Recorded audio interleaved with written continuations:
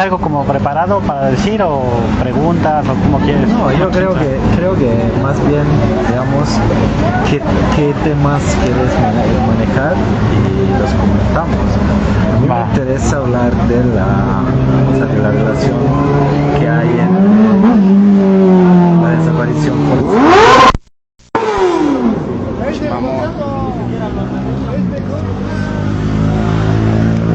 Del territorio. Entonces también, o sea, este tema me gustaría que lo tocáramos porque siempre es importante, ¿no? Y también el tema de la represión de las clases populares a través de esta radio. Estos temas yo creo que sí son de tocarse, pero como, o sea, tú manejas y yo te sigo de una manera.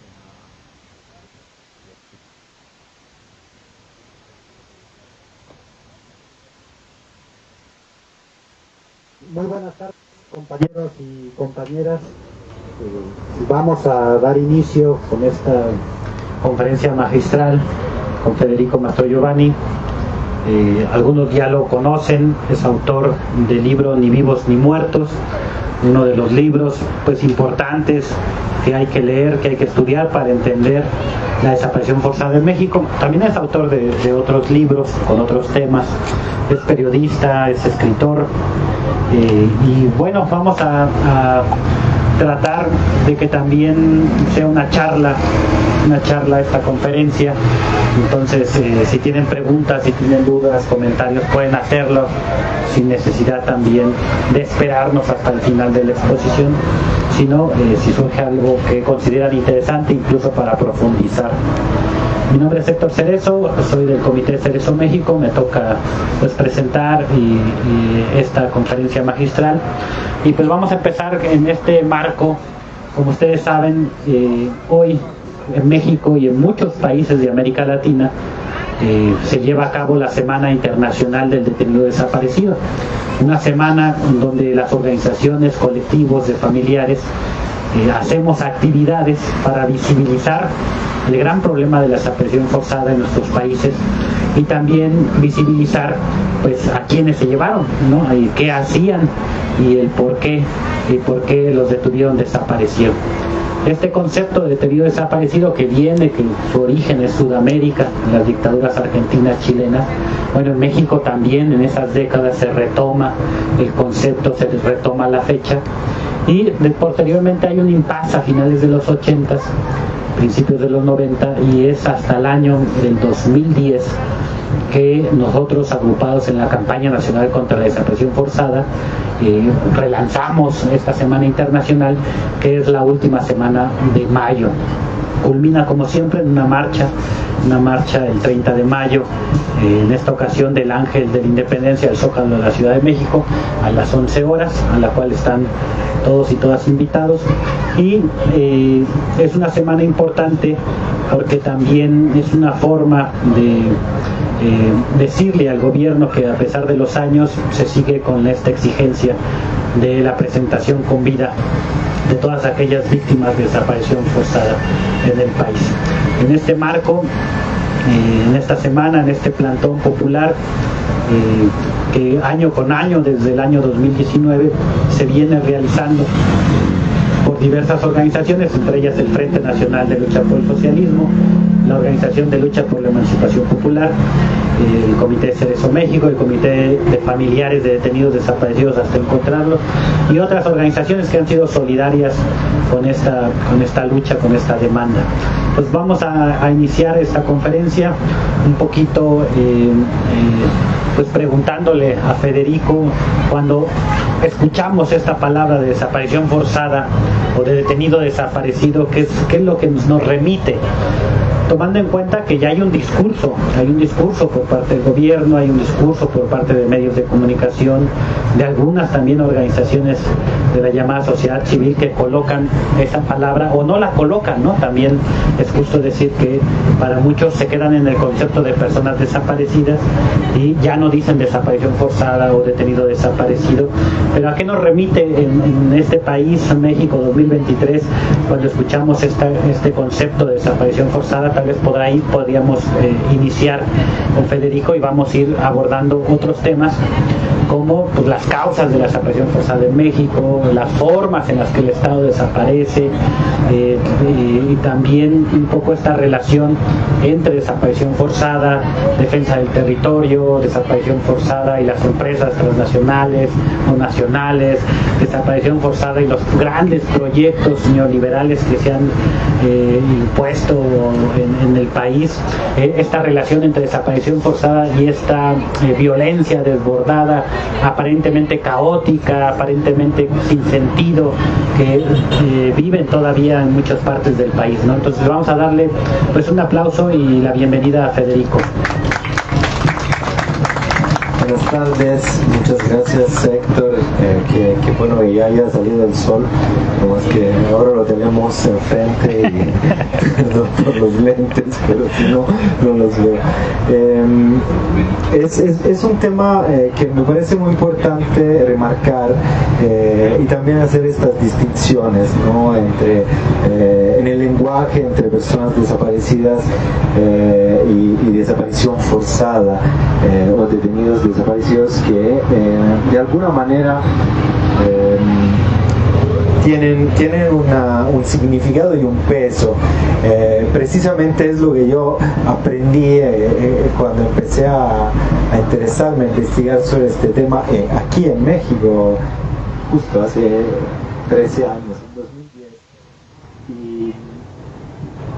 Y es un tema que sigue teniendo mucha vigencia, precisamente porque al decirlo de cierta manera se elimina la responsabilidad y la presencia de las instituciones dentro de ese delito. Entonces, si eliminamos la palabra desaparición forzada de personas, estamos ya automáticamente quitándole el peso y la responsabilidad a las instituciones públicas que, por el contrario, participan en cuanto se trata de desapariciones forzadas, que es precisamente cuando haya una intervención por acción, omisión o aquiescencia seguida por la negativa de dar el paradero de las personas desaparecidas por parte de cualquier elemento de las instituciones públicas de cualquier nivel.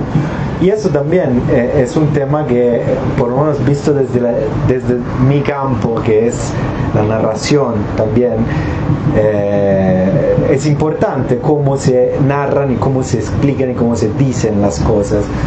Ahora, Héctor, tú estabas mencionando algunos temas y a mí se me ocurría algo que siempre me ha parecido importante y creo que hace la diferencia y ha hecho la diferencia entre también organizaciones y entre la forma de ponerse, que es el hecho de que además de la criminalización que normalmente se ha hecho de las personas desaparecidas, también esta narración en la cual casi que se trata de hechos individuales, ¿no? Entonces, como un empujar hacia la percepción de que no es un fenómeno social y generalizado y que está en un marco también de estrategias militares a veces, pero de seguridad, sino que son casos aislados que tienen que ver con las vidas de una familia, de una persona y nada más. Y esto es muy importante porque al hacerse, o sea, al hacer pensar que no se trata de un fenómeno social y generalizado, sino de casos individuales, es más difícil que se organicen las personas y que entiendan también los directamente involucrados cuál es la envergadura, cuál es la magnitud de este fenómeno, que no se trata de saña individual, ¿qué hice? ¿Por qué me pasó a mí o a mi hijo, a mi familia? sino que se trata precisamente, pero no porque nos gusta decir así, porque así, investigando, hemos llegado a entender cómo se da este fenómeno. No es que a mí me gusta decir, no, es que es un fenómeno social y generalizado porque pues me lo saco de la manga. Es porque en todos los casos en los cuales, en los lugares, en los países en los cuales se ha dado este tipo de fenómeno, se ha dado por razones precisas y se ha dado como un fenómeno social generalizado, no individual. No es un vecino que mata a otro vecino porque le invadió su espacio o le dañó el coche y se pelearon. La desaparición forzada de personas es una estrategia de represión y de control del territorio que funciona si se da precisamente a un nivel amplio, masivo, más todavía si es masivo. Entonces este es un punto que me parece importante, desde el cual tenemos les propongo que si no quieren no lo hagamos, pero me parece útil reflexionar, o sea que las historias que yo creo que es importante contar una por una y con sus diferencias y con los nombres, los apellidos, las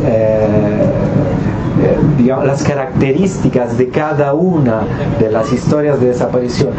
A la vez, no olvidemos que es importante colocarlas dentro de un contexto en el cual hay otras que tienen muchas diferencias, pero hay otras que tienen puntos en común. Y una de las formas en las que, por ejemplo, creo que es posible leer de manera transversal a estas historias es en términos, por ejemplo, geográficos, geoestratégicos, porque la desaparición forzada se acompaña a una necesidad de control del territorio a través del terror. Y esto, otra vez, tampoco lo digo yo, tampoco me lo inventé, lo han investigado muchas personas y organizaciones, pero también se ha, se ha estructurado, por ejemplo, en una época histórica que es la Segunda Guerra Mundial, en Europa, donde los nazis hasta lo pusieron por escrito. Pusieron por escrito las razones por las cuales esta práctica se tenía que llevar a cabo y se tenía que llevar a cabo de manera masiva para que funcionara. Los nazis implementaron esta práctica en su plan que se llama Noche y Niebla, y ellos la aplicaban en contra de los adversarios al Tercer Reich en otros países, ¿no? Y explican por qué lo hacían, lo explican ellos, y era un momento en el cual pues hay documentos que lo atestiguan. Y funciona precisamente cuando se da en una escala significativa, porque entonces se entiende que este es el riesgo que corren los que no se cuadran. Luego pueden variar las razones, ¿no? Puede variar también las razones por las cuales es importante un control de cierto territorio, qué es lo que hay. Estabas mencionando, ahorita llegamos a estos temas y te paso la palabra otra vez, pero para introducirlo, creo que otra vez es útil entender las especificidades de cada región, de cada historia, de cada contexto en el cual se da, pero siempre hay un elemento común, y ese elemento común es precisamente la necesidad represiva de control del territorio, que viene de un poder institucional, no viene de individuos que están por ahí, que como se nos ha contado durante mucho tiempo y se nos sigue contando, porque si ustedes ven las narraciones todavía siguen siendo las mismas y siguen además atribuyendo la maldad siempre a individuos que son parte de un pueblo precarizado, de una población que tiene una vulnerabilidad y es donde ahí se marca la responsabilidad siempre del crimen, de los delitos, etc.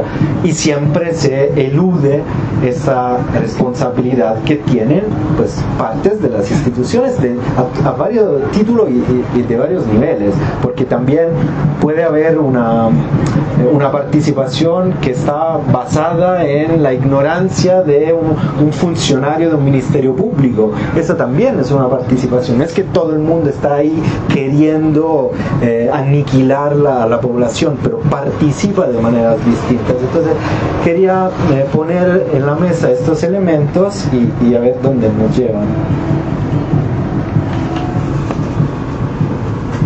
Bien, pues vamos a continuar pues también dialogando respecto a este tema, ¿no? Es muy claro, ¿no?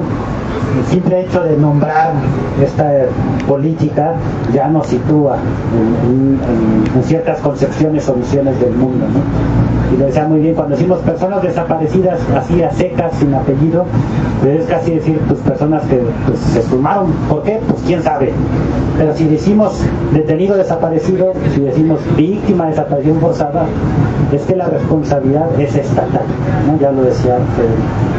Y también mencionar, para ir ya entramos en este tema, la desaparición forzada nunca viene sola, o sea, como es la más grave violación de derechos humanos que puede cometer un Estado en contra de su población, así. Y no viene sola porque cuando ya existe la desaparición forzada, también tenemos ejecuciones extrajudiciales, tenemos desplazamiento forzado, tenemos detención arbitraria, tortura sexual, otras también graves violaciones a derechos humanos. Y lo que la gente a veces nos pregunta es, bueno, ¿por qué? ¿Por qué tanta hazaña, no? O sea, ¿por qué si vamos ahorita a Tamaulipas está el mismo fenómeno, en varias partes de Veracruz, ya no digamos en Sinaloa, Colima, etcétera? ¿Por qué tanta hazaña y por qué se invierte tantos recursos en llevarse a las personas, en desaparecer de manera forzada a las personas?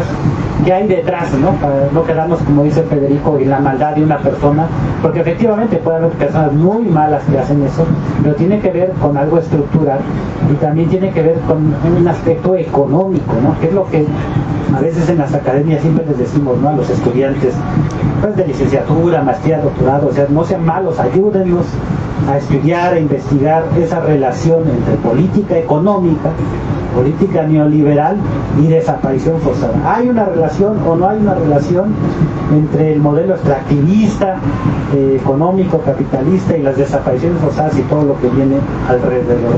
¿Por qué el Estado va a invertir miles o millones de pesos en desaparecer a su propia población? ¿Por qué se ha vuelto tan perverso y si sigue desapareciendo con militares, policías, etcétera, pero también utiliza a estos particulares que en derechos humanos se llama la violación de derechos humanos por aquiescencia, ¿no? Cuando el Estado compra, entrena, utiliza particulares para cometer violaciones a derechos humanos y para evadir su responsabilidad, ¿no? O sea, el Estado dice, yo no fui, fue el narco, fueron secuestradores, fueron otra gente, pero yo no fui, cuando sabemos que también hay una relación del gobierno, hay una colusión entre el gobierno y el narcotráfico, ¿no? ¿Cómo explicar que los estados inviertan tanto? ¿Qué intereses hay? Porque el capitalismo, ustedes saben, se invierte algo para ganar lo doble o lo triple, o sea, es una opción económica.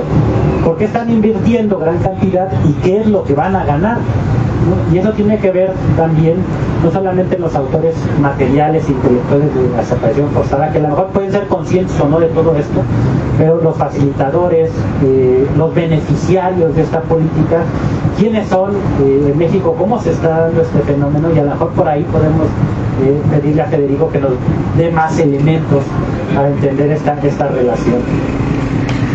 Sí, acabas de mencionar algo que me parece muy central.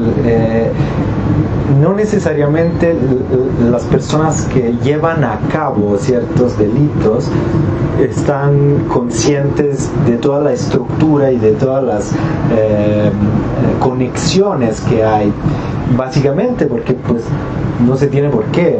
Una persona, un sicario o un secuestrador que lleva a cabo físicamente una desaparición forzada de personas, como hay muchas, muy posiblemente no tiene la menor idea de la razón por la cual funciona tan bien y es tan importante. O sea, sí cumple el acto. Por eso es tan importante identificar los niveles de acción, porque nadie está negando que, y hasta que puedan ser parte de grupos criminales externos a las instituciones, pues nadie está negando esto. Pero el punto es que, otra vez, las cosas no se dan porque sí o solas.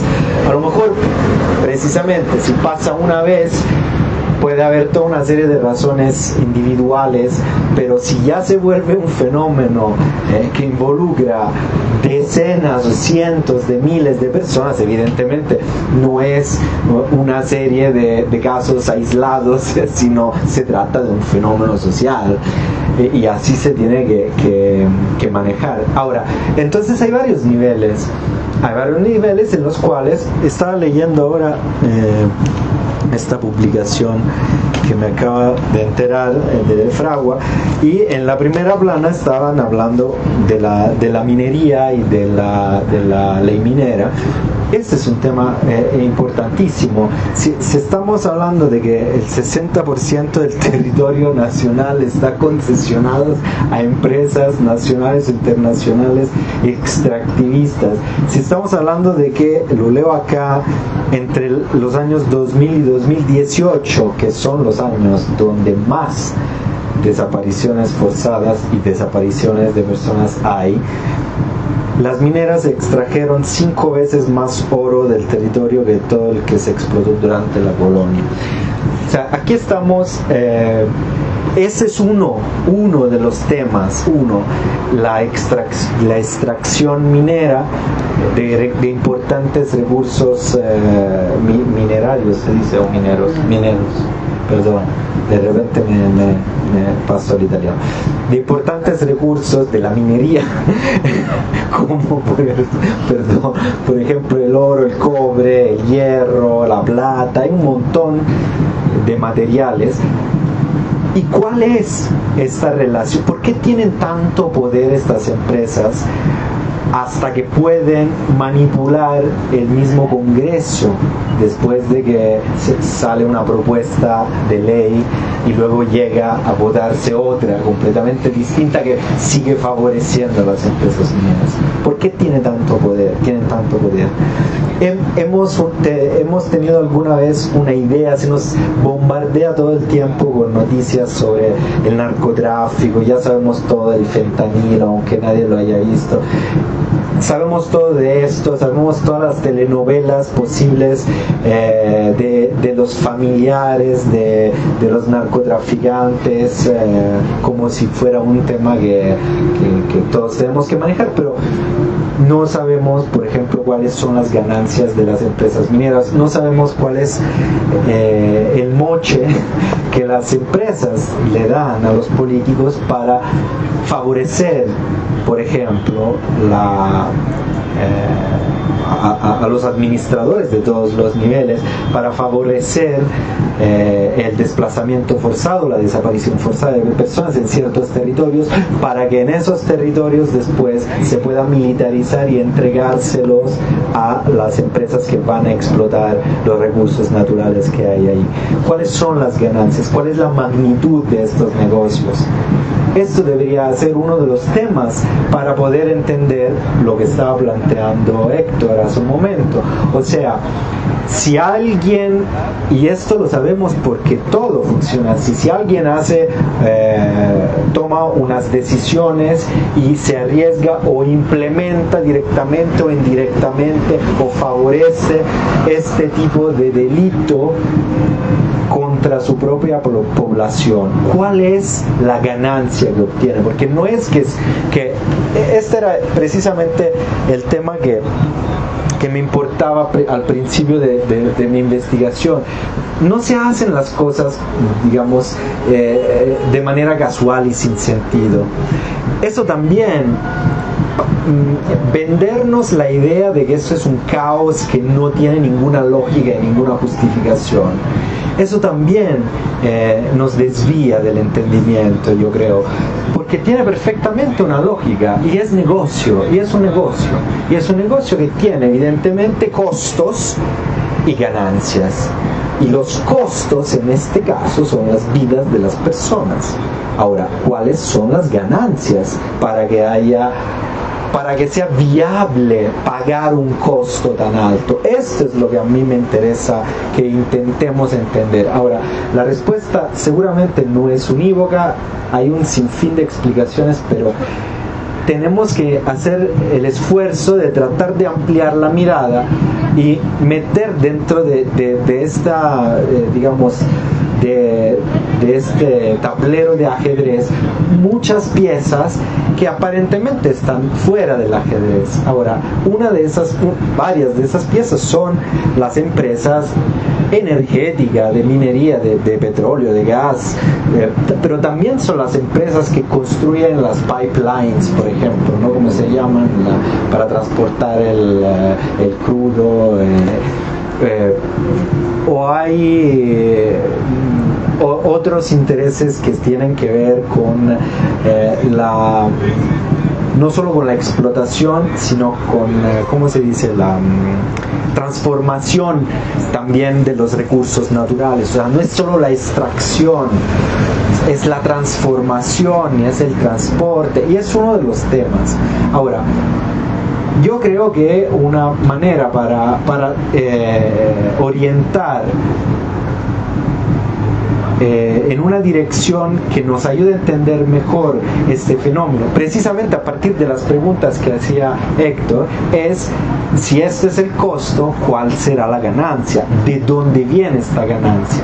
Es evidente ya, pero hace muchos años, que el tema del tráfico, de la producción y tráfico de drogas, es un tema, si no marginal, pues por lo menos secundario respecto a este tipo de intereses que además son legales, pero ojo, son legales en la medida en la que tienen tanta fuerza ciertos sujetos internacionales que modifican las leyes de los países, como acabamos de ver. O sea, en este sentido son legales, porque se hacen las leyes por su cuenta, y cuando no pueden hacerse las leyes, pues de todas maneras imponen sus políticas. Entonces yo creo que esto es una parte que deberíamos agregar. Recordando en este momento también la importancia de leer a los oligarcas, a los que tienen el poder, ¿no? Porque a veces no los leemos, no decimos, como nos mienten, como decías, no les hacemos caso. Pero a veces si los leemos, vamos a ver qué tan sinceros son, ¿no? Y el ejemplo que casi siempre les pongo, pues es el dictador Videla, ¿no? Cuando está ya preso, el dictador que sumió a Argentina en más de 30.000 detenidos desaparecidos, y le preguntan por la razón o las causas que hicieron los militares el golpe de Estado en Argentina, ¿no? Y él tiene una claridad que a veces la izquierda le cuesta trabajo tenerla, ¿no? Él dice, bueno, es que vivíamos en una sociedad anarquizada, así, y el objetivo era disciplinar a esa sociedad con el objetivo de impulsar un modelo económico, ¿no? Que teníamos en boga, que nos estaban pidiendo los empresarios de Estados Unidos que implantáramos ese modelo, y ese modelo pues fue el neoliberalismo. Entonces para ellos es bien claro, hay que imponer el neoliberalismo, hay una sociedad que protesta, anarquizada le dirían ellos, y hay que disciplinarlos. Entonces hay que disciplinar a toda la sociedad, o sea, la gente que está organizada, pero a la que no está organizada, y para disciplinar a todo un país, a toda una sociedad, necesitamos una política que genere terror, que genere parálisis. Entonces sí, ahí viene ya esta política aprendida también de otros países, no es que los argentinos hayan inventado todo, pero van a empezar a recordar lo que hicieron los franceses en Argelia, lo que hicieron los nazis en casi toda Europa.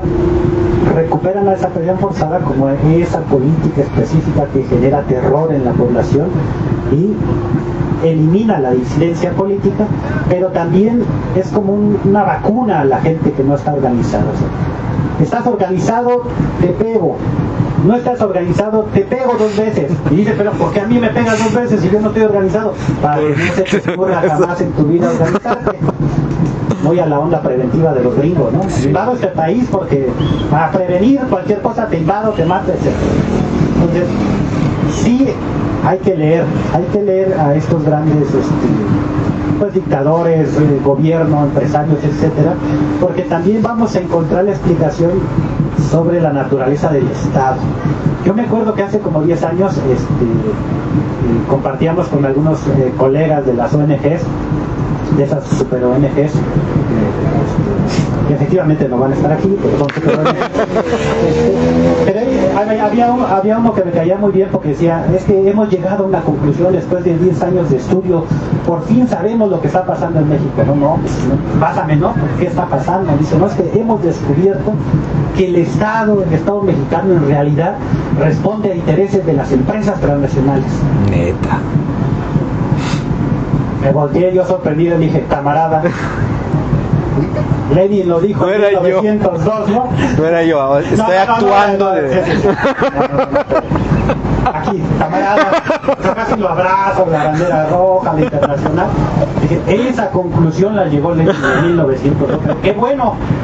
Ya después no me volvió a hablar, pero creo que lo ofendí mucho, pero efectivamente se están dando cuenta, porque el que vea los datos, vea las cifras, tenga un mínimo de estudio, el Estado está respondiendo a esos intereses nacionales, transnacionales, ¿no? Porque Slim es nacional, pero también es transnacional por su capital, y que al responder a ese interés económico quieren moldear la sociedad para tener beneficios económicos. Y no necesitaron aquí en México una dictadura militar, pero recuerden la guerra contra el narcotráfico y de Calderón y todo lo que vino después de ejecuciones, desapariciones, desplazamiento, para imponer ¿qué? Las 18 reformas que Peña Nieto logró imponer. Exacto. En el 2012, casi sin oposición. Entonces ellos tienen bien claro la película, a veces nosotros nos enredamos en tantos marcos teóricos postmodernos. Sí, sí. Bueno, pero bueno, vamos a seguir profundizando esto porque si hay un componente de control, de disciplinamiento social, ¿no? Eso es claro. Hay una estrategia, lo han ensayado en otros países, lo ensayan, digamos, como en México, como la tortura, ¿no? Que te ponen chile y limón en el Tehuacán para que la tortura sea más mexicana. Pero control y disciplinamiento social también como represión política, porque también va dirigida a organizaciones sociales, populares, indígenas, contrainsurgente, porque también va, pues tiene como la finalidad de destruir a la insurgencia mexicana.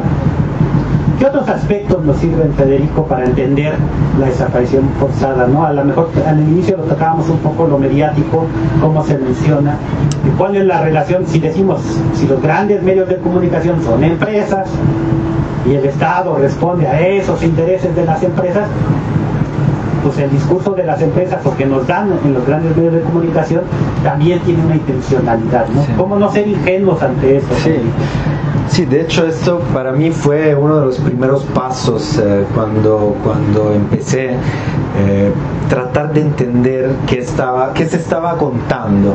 Y se estaban contando cosas que, como decíamos, yo recuerdo una de las primeras digamos, conversaciones que me abrieron los ojos para entender es la importancia en la comunicación, fue con el periodista Pepe Reveles, que escribió un libro en esos años, yo creo que si no es del 10 es del 11, un libro que se llama Levantones, narcofosas y falsos positivos, publicado por la editorial Grijalbo, si no estoy equivocado.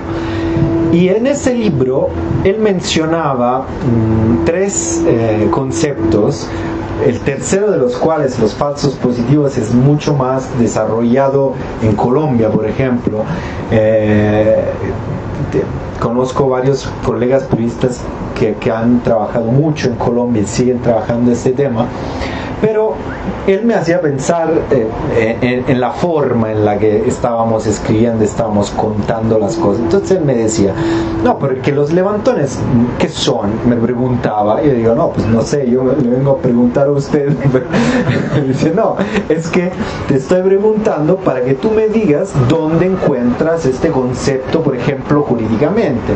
Digo, no, pues no sé, creo que en ningún lado. Dice, no, es que no es un concepto jurídico, no existe.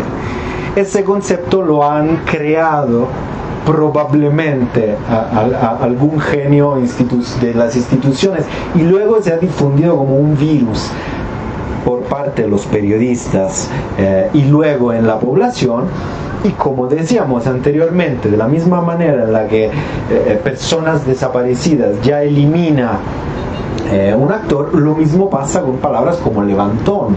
¿Qué es un levantón? Y siempre Pep Pereveles me decía, pues cuando uno dice, y me lo decía en 2011, cuando uno dice esto se piensa automáticamente a un arreglo de cuentas, ¿no? Él decía malos contra los malos que tienen algo que resolver, y entonces ahí está un levantón en el cual se insinúa, aunque no se diga, la idea de que tanto el secuestrador como el secuestrado, el desaparecido, conviven en un mismo contexto en el cual pues, básicamente ambos tienen algo que no está bien, ¿no? Entonces, esto es el campo semántico en el cual se coloca esta palabra levantón.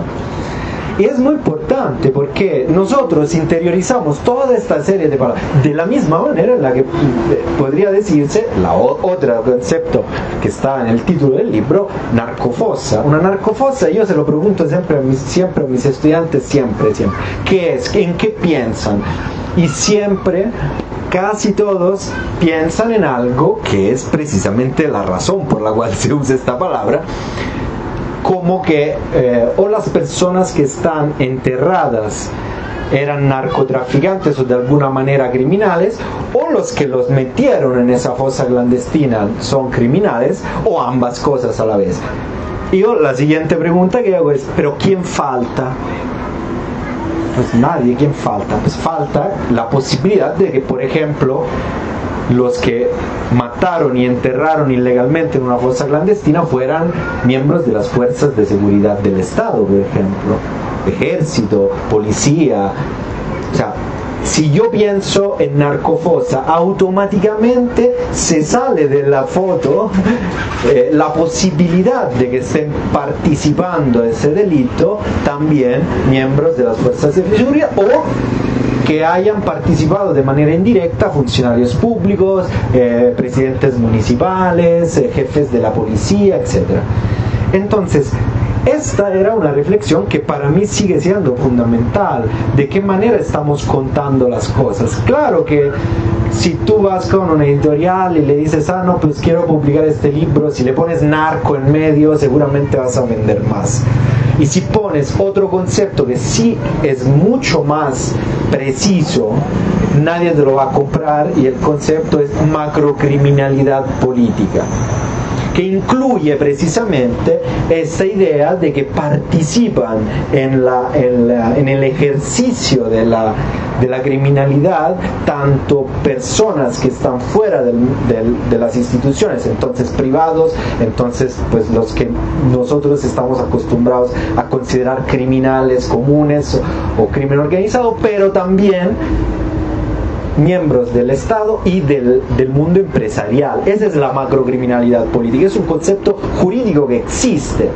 Claro, es menos sexy y en los medios aparte ocupa mucho espacio y necesita ser explicado. Y claro, parte de la responsabilidad de los colegas periodistas, de los editores, de los jefes de redacción es, no, pero es que así la gente no lo va a entender. A ver, la gente, ¿quién? Para empezar, y dos, ¿qué quiere decir no lo va a entender? Si yo introduzco un concepto como narcofosa, puedo tranquilamente introducir un concepto como macrocriminalidad política.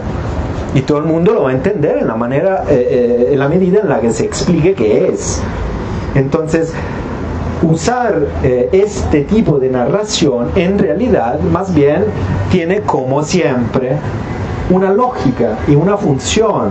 Entonces, a lo mejor, otra vez, yo conozco infinidad de colegas no particularmente brillantes que no se ponen el problema y utilizan, no solo utilizan, sino relatan de la realidad de manera superficial, porque está lleno el mundo de personas brillantes y de personas menos brillantes, y en el periodismo la mayoría son menos, bueno, no es cierto, igual que cualquier otra categoría, pero el punto ahí es que no, otra vez, no necesariamente saben qué es lo que dicen, saben de qué es lo que escriben.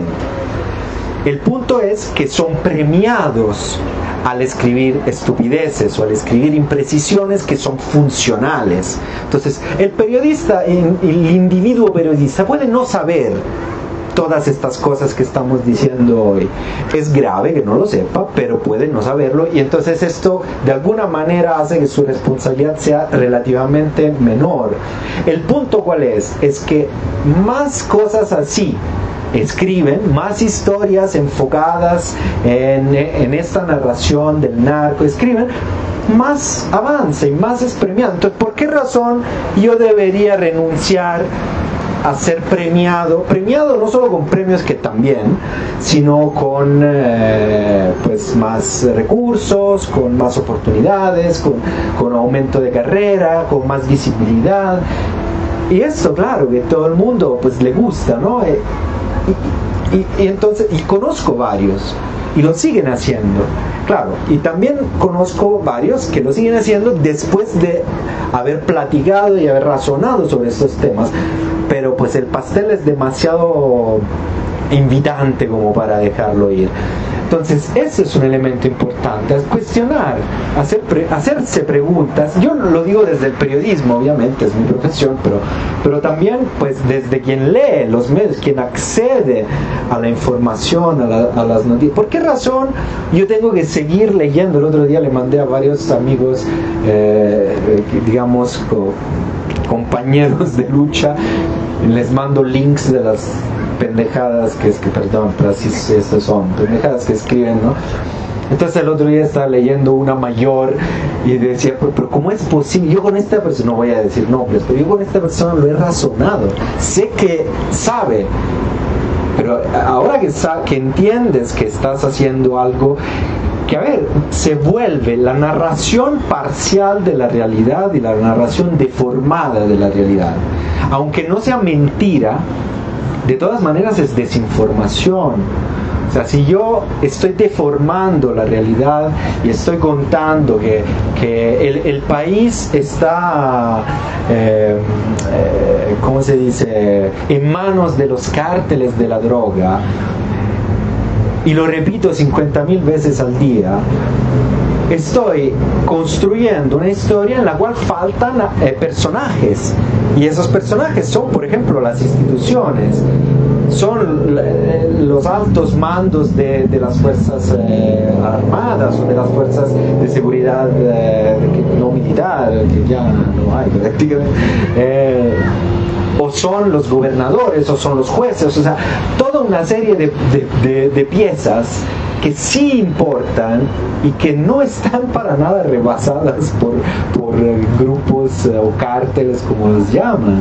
Están ahí, tienen muchísimo poder, y están así que en el momento en el que se vuelve necesario eliminar un capo, un narcotraficante renombrado, simplemente se elimina, se arresta, ¿no? sin mayor problema.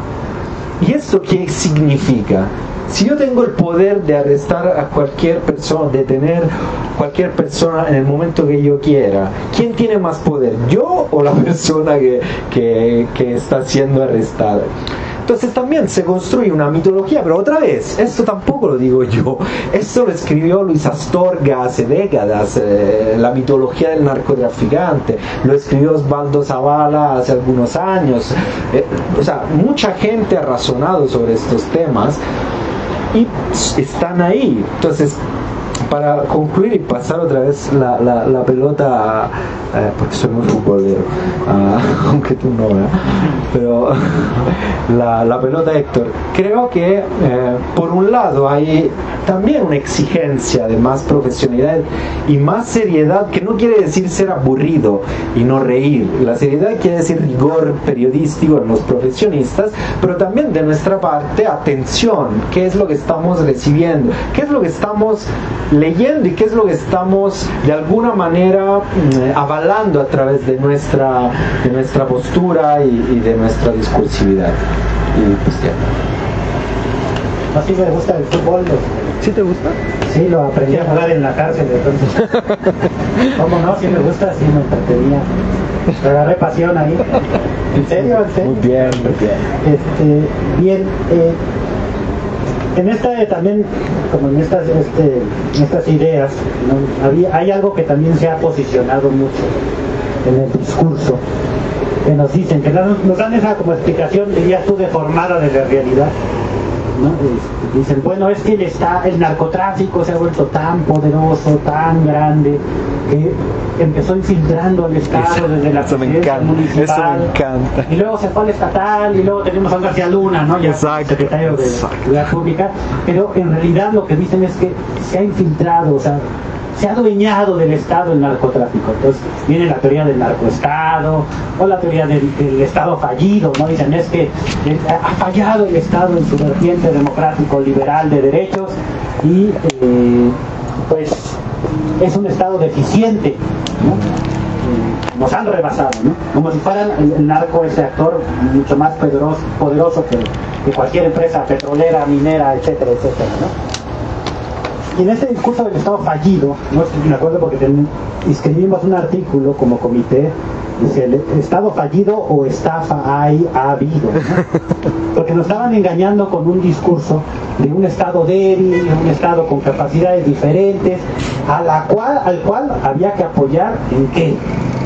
¿Cómo vamos a poner fuerte a un Estado?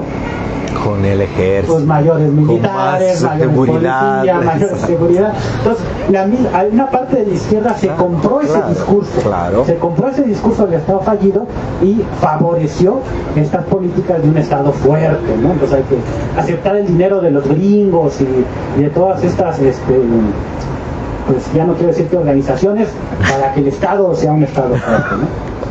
Y eso lo que implicó en la realidad, ya en la vida del pueblo, pues son miles y miles de personas ejecutadas y desaparecidas en este afán de dar seguridad a la otra población que se ve afectada. Y yo siempre les pongo también dos ejemplos, bueno, siempre les ponía un solo ejemplo para entender la desaparición forzada en México, el caso de la Academia de Policías de Veracruz en Linderos.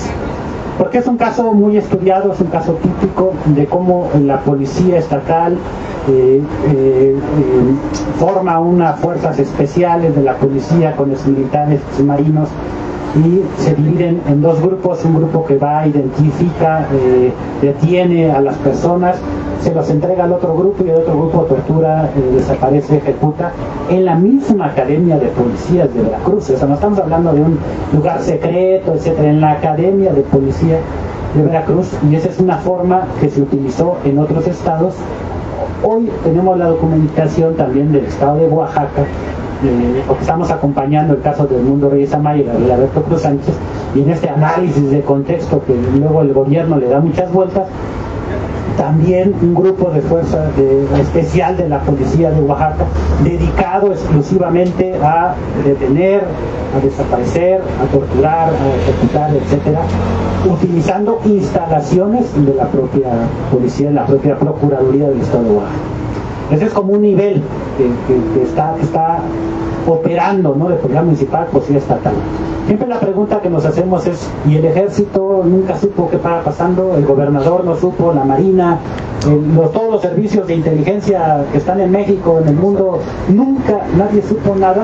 O lo que ya también tenemos en la documentación es que no solamente no sabían, se coordinaban, e inclusive quien mandaba pues era el ejército a todos estos grupos estatales con esta política de desaparición forzada en el país. ¿Qué pasa, Federico, también hablando también en temas con las víctimas, ¿no? Ese es otro gran tema, ¿no? Cómo hablamos de las víctimas, cómo las mismas víctimas se llaman a sí mismos, se identifican, ¿no? Yo recuerdo frases de víctimas diciendo no queremos ya justicia, lo único que queremos es verdad. Víctimas que están divididas porque unas dicen sí, vamos a buscar en campo en estas fosas, otras víctimas dicen no, el Estado tiene que buscar, es el obligado. Como también las víctimas han jugado un papel muy importante, ¿no? A partir de, yo creo que del 2006, 2007, 2008, cuando empiezan a surgir muchos y cientos de colectivos, pero también el tratamiento de los medios hacia las víctimas. ¿Cómo lo has visto, Federico? Sí, es un tema interesante y complicado porque toca sensibilidades en todos lados. Es un campo minado, pero ¿qué nos importa a nosotros? A mí nada. Soy no deseable, tú tampoco. Entonces, por cómo se ha tratado el tema, ha habido por lo menos varias fórmulas desde mi campo, ¿no? Desde la narración periodística. Entonces, en algunos casos se ha sacralizado las víctimas, entonces se han utilizado desde la narración periodística para construir sujetos que no existen, básicamente, sujetos puros, sujetos de pura bondad que no. Entonces, por ejemplo, todos los conflictos que hay, que es normal que haya entre individuos, grupos, se han ignorado como si fuera un algo común y parejo. Entonces, ¿por qué? Porque precisamente se puso dentro de esta categoría víctima, que a la vez de ser sagrada, pues no tiene características, o sea, no tiene diferencias, no tiene detalles, no tiene dimensiones. Es como una herramienta que se levanta, se usa, vamos a unirnos a las víctimas, claro, y esto también por otra parte beneficia o ha beneficiado cierto tipo de periodistas o de narración periodística o de narración en general, porque pues por asociarse a la lucha de las víctimas, pues yo también brillo de alguna forma, ¿no? Yo recibo esta luz reflejada. Claro, lo que se está ignorando es precisamente que hay diferencias, hay dimensiones, hay imperfección, hay defectos, hay pues gente que cambia, hay mezquindad, como la hay en cualquier grupo social, a la par que hay nobleza, hay valor, hay valentía, hay coraje, etc. Entonces, yo creo que el primer elemento, el más importante desde mi perspectiva de crítica, es precisamente mirarnos a los ojos, o sea, entender pues que estamos trabajando desde campos diferentes, y ahí viene otro tema, desde campos diferentes, con nuestras diferencias, para que ciertas cosas dejen de pasar, para empezar, ¿no? Y luego con nuestras diferencias, porque claro, otro tema es equiparar el trabajo periodístico al trabajo por ejemplo, de las organizaciones. Entonces tú tenías periodistas y organizaciones y víctimas envueltos en algo único donde no se entiende quién está haciendo qué y cuál es la diferencia. Pienso que cada quien tiene que asumir la posición, el lugar que tiene y el rol que tiene, precisamente porque es una lucha, y en una lucha todos tienen que saber qué es lo que le corresponde. O sea, yo no soy ni parte de una organización ni una parte de un grupo de víctimas, soy un periodista que hace el trabajo que tiene que hacer un periodista, y no me voy a confundir de cuál es mi papel, porque al confundir cuál es mi papel luego se llega también al delirio de omnipotencia, y el delirio de omnipotencia de los periodistas, que ya tenemos un ego gigantesco por naturaleza, pues pues llega a monstruosidades en las cuales tú piensas realmente que importa algo lo que hace. O sea, sí importa lo que se hace en general, pero se tiende a sobredimensionar la importancia o el papel que uno tiene y se confunden los campos. Entonces yo creo que estos son elementos sobre los cuales también es útil reflexionar. A lo mejor yo estoy diciendo estupideces y que adelante que se pueda discutir el tema, pero pienso que se generan también perversiones en un campo en el cual el resultado de la división fundamentalmente es perder fuerza para obtener digamos objetivos mínimos comunes. Se llega a perder fuerza, yo creo. Pues muchas gracias, Federico. No sé si tienen alguna pregunta, algún comentario, duda que quieran hacer. Aprovechen a Federico aquí. Si no, vayan a tomar clases con él ahí en la ENA. Antes estaba en otra universidad más acá, pero pues ni modos. No, es más acá. No mejor, dije, más acá, no okay. No mejor, más. De esos que hablan así con algo atorado aquí en la garganta, ¿no? Pero no voy a decir nombres, ¿no? No sé si tengan alguna pregunta, alguna duda, comentario, ¿no? Insultos. Ahora no preparamos paleros, ¿no? Para que le preguntaran a Federico, pero, ¿no? Bueno, entonces vamos, si no hay nada, una pregunta o comentario, pues a lo mejor vamos cerrando ya la plática, ya mi página está en blanco, así que pues vamos a no sé, a lo mejor que nos platiques un poquito de la recepción de tu libro, ¿no? Federico, ¿cómo te fue con el libro? ¿Te fue bien? ¿Te fue mal? ¿Todavía se puede conseguir? ¿Todavía se puede leer? ¿Ya está en PDF libre? ¿Ya sí está pirateado? Está pirateadísimo. ¿O de plano ya tenemos que ir a Gandhi? No, está súper pirateado. ¿Cómo te ha ido con ese libro? ¿Cuál has sentido que ha sido la recepción? Porque, por ejemplo, nosotros sacamos otro librito, a la fecha tú lo googleas, ¿no? Y puedes encontrarlo en el fondo, en Gandhi, en Sótano, en el Péndulo. Y tú pides, está nuestro libro, bien emocionado, no, tenemos un libro de comité ahí en esas grandes librerías. Y tú quieres comprarlo en línea, te dicen, no hay número de existencia.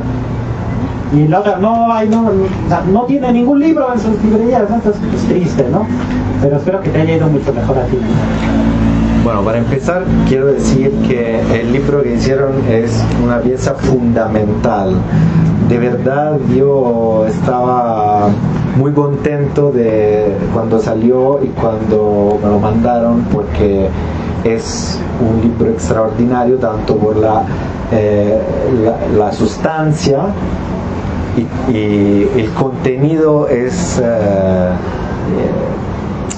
muy preciso y puntual, y por la forma. Es un libro de muy fácil acceso, entendimiento, clarísimo. Entonces, de verdad es una obra fundamental para entender este fenómeno. Y pues solo voy a contar esta anécdota porque sí es significativa de lo que estábamos diciendo. Cuando mi libro salió fue justo hace 9 años, en mayo de 2014, y nadie lo peló porque no era un tema. Eso es lo que me contestaban los directores de redacción en 2011, 2012, 2013.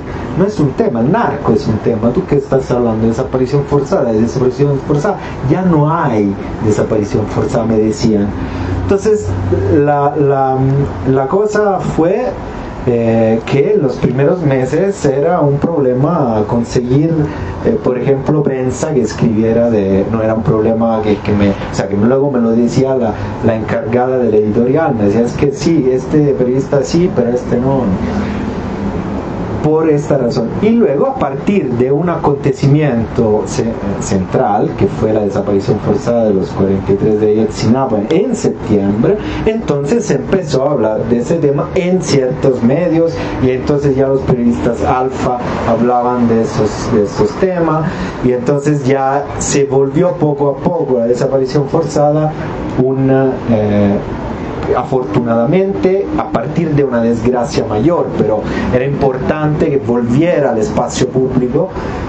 Entonces ya se empezó a ocupar ciertos espacios de la agenda. El libro se encuentra todavía en cualquier lado, pero yo les recomiendo lo busquen pirata, está pirata, entonces porque sí, pues, ahí está. Yo leo muchos libros piratas de mis colegas también, lo siento mucho, pero luego si me gusta lo compro, pero si no, yo lo leo pirata, no veo por qué tenemos solo que padecer los avances tecnológicos y no los podemos aprovechar.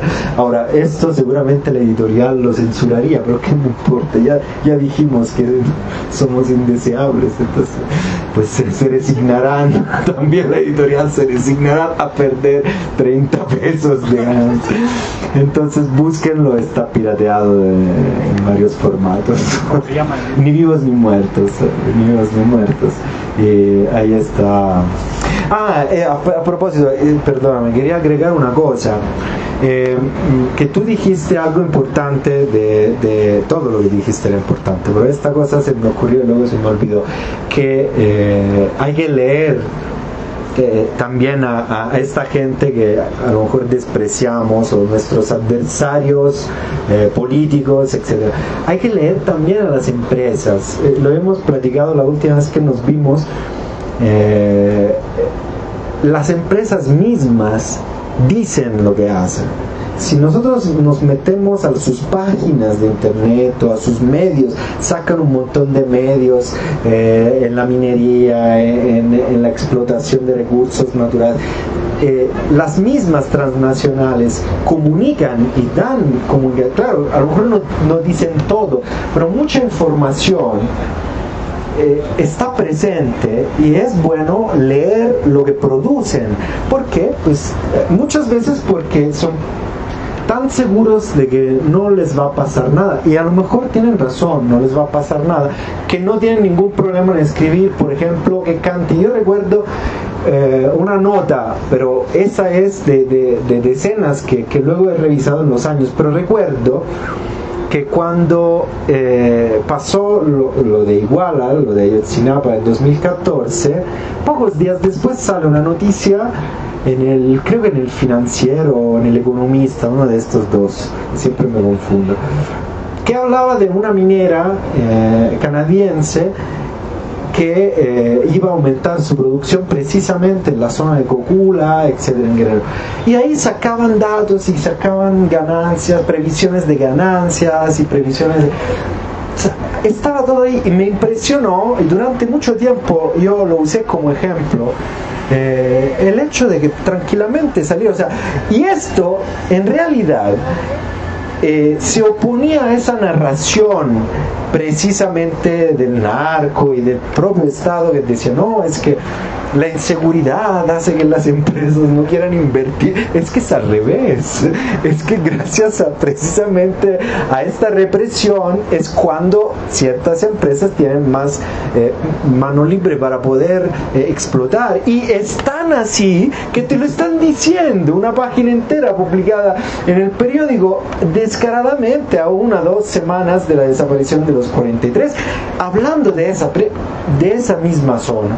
Entonces ahí está, muchas veces ahí está la información, no más que no la detectamos porque estamos insertos dentro de otra narración, que es una narración poderosa y es fascinante, entonces no lo vemos, pero ahí está. Y hay muchos artículos, mucha información sobre esto, y se me ocurrió cuando decías que también tenemos que leer a los adversarios para entender ciertas cosas, porque a veces te lo dicen ellos, y eso es todo. Pues vamos a darle un fuerte aplauso a Federico Mastrogiovanni. Agradecemos pues, que está aquí, nos ha acompañado y también que pues no pocos periodistas o intelectuales vienen al Zócalo a un plantón, ¿no?, del Frente Nacional de Lucha por el Socialismo a dar su palabra. No te preocupes, si eres indeseable. Ya si somos muchos, pues los indeseables son los otros, ¿no? Exacto. Bueno, pues muchas gracias, aporta mucho. Si hay preguntas, si hay dudas, pues búsquenlo en redes, pueden platicar con él. Y pues si no hay más, damos por terminado, agradeciéndole a los compañeros del Frente Nacional de Lucha por el Socialismo, pues ellos tuvieron la iniciativa en pensar este foro, invitar a Federico en este plantón popular, y pues solamente recordar la marcha para el 30 de mayo, con la cual cerramos la Semana Internacional del Detenido Desaparecido a las 11 horas del Ángel de Independencia al Zócalo. También recordar que pues está el plantón en Jalapa, Veracruz, un plantón exigiendo la libertad del preso político Higinio Bustos Navarro, indígena náhuatl, también integrante del Frente Nacional de Socialismo, que ya lleva 2 años preso y que fue trasladado recientemente al penal hasta Coatzacoalcos, 6-7 horas de su lugar de origen. Precisamente nosotros decimos la venganza de Cuitláhuac, ¿no?, porque no quisieron quitar el plantón en Jalapa cuando dio el 1 de mayo su discurso el gobernador de Morena, pues lo mandó de castigo hasta Coatzacoalcos, Veracruz, ¿no? Por eso la venganza de Cuitláhuac, salió rencoroso el señor gobernador. Bueno, pues sin más, pues muchas gracias, y pues como siempre vamos a terminar consignando este foro. Porque vivos se los llevaron, Y vivos los queremos, porque vivos se los llevaron. y vivos los queremos. Ahora se hace indispensable presentación con vida y castigo a los culpables.